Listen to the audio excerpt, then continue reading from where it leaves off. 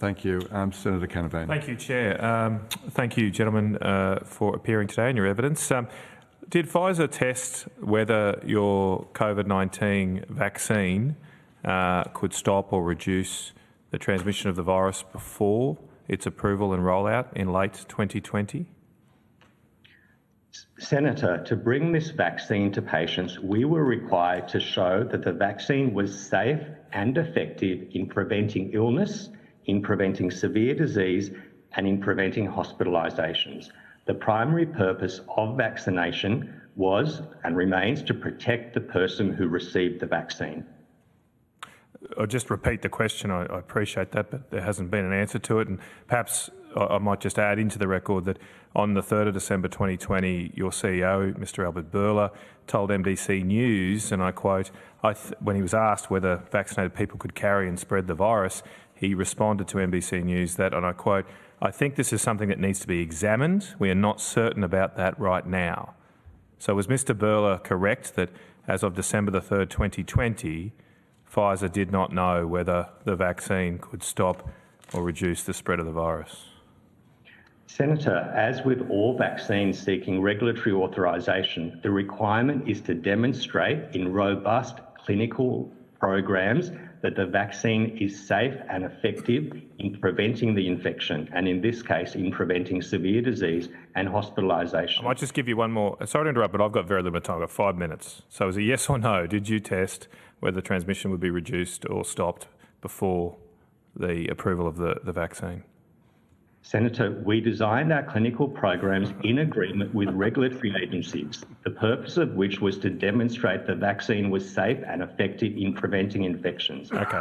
All right. We might just move on then to another, well, not another topic, but on the 14th of January 2021, so just a month, 6 weeks after Mr. Bourla's statement to NBC News, 6 weeks later, the official Pfizer Twitter account tweeted that, and I quote, "The ability to vaccinate at speed to gain herd immunity and stop transmission is our highest priority."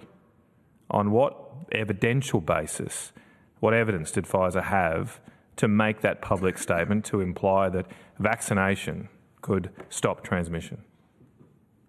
Senator, I'm not familiar with the context or the details of those comments, but let me just say that the primary purpose of vaccination, the approved product label, the regulatory approvals in Australia and around the world were to prevent infection, prevent severe disease, and prevent hospitalisation. That is what our clinical trial program sought to demonstrate. That was what was demonstrated, and that was the evidence that was evaluated by regulatory agencies, by health authorities, and that was the evidence, the strong, robust clinical evidence that led to the approvals that were received in Australia and in many other countries. Could I ask you to take that on notice then? The question being on what evidence did Pfizer have for their statement on Twitter on the January the 14th, 2021? Senator, I'd be happy to take that question on notice and come back to the committee with what information we're able to provide. So by June in 2021, on the 8th of June, the Pfizer CEO, Mr. Albert Bourla, he tweeted, and I quote, that the vaccine was a critical tool to help stop transmission. Was there any evidence? What evidence did Mr. Bourla have by that stage, by June the 8th, 2021, that vaccination could stop transmission? Senator, it has been very clearly demonstrated that the robust efficacy of Pfizer's COVID-19 vaccine has been a centrally important tool in enabling societies to open up international borders, to reduce... Okay, I'm asking for what evidence. What is that evidence? Can you point me to a study that Pfizer or an independent scientist has done that to give grounds for Mr. Bourla's statement that your vaccine stopped transmission? Senator, I'm not familiar with the context of that statement. Okay, we've complied and worked very closely with the regulatory agencies around the world to prove the evidence that they required to approve this vaccine to prevent infection, severe disease and hospitalisations. Okay, could I ask you to take on notice again the evidential basis for Mr. Bourla's comments on, what was the date? June the 8th, 2021. I'd be happy to take that on evidence. Thank you. Do you still believe that the COVID vaccine, your COVID vaccine, is a critical tool to help stop transmission? Absolutely. It's a critical tool in preventing, as I said earlier, infections, severe disease and hospitalisation. Okay, that wasn't my question. You did, I think, say absolutely, but just to be clear on that evidence, and if I could get you to clarify it, do you believe, as far as Pfizer's view, that your COVID vaccine is a critical tool to help stop transmission? Sorry, I may have misheard your question. Okay. Okay, that's why I re-asked it. I thought you might have misinterpreted it. But is your view that your vaccine is a critical tool to help stop transmission?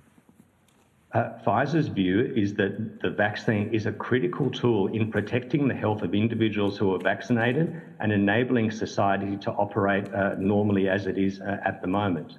Well, okay, I'm taking from that you don't think that it's a critical tool to help stop transmission. You haven't repeated Mr. Burler's statement today under oath, so it doesn't sound like you're that confident in it. What I'm concerned about here is that you have a statement from your CEO that is obviously has huge weight for governments around the world on their regulatory settings, saying that the COVID vaccine could stop transmission or was a critical tool to help stop transmission. Can you point me to any statements made by Pfizer officials, the Pfizer CEO, anything that has pulled back, that has somewhat moved away from that very strong statement of Mr. Burler's in June 2021 that it was a critical tool to help transmission? Have you clarified the record since that time? Senator, I'm very confident that the evidence that we have presented to regulatory agencies still stands and clearly demonstrates that the vaccine is safe and effective for its intended use. That's not my question. That's not. I'm sorry. I'm very, very sorry to pull you up. I don't normally do this, but we have very limited time, and you are being very, very shifty here. You are not answering the very clear questions. Senator,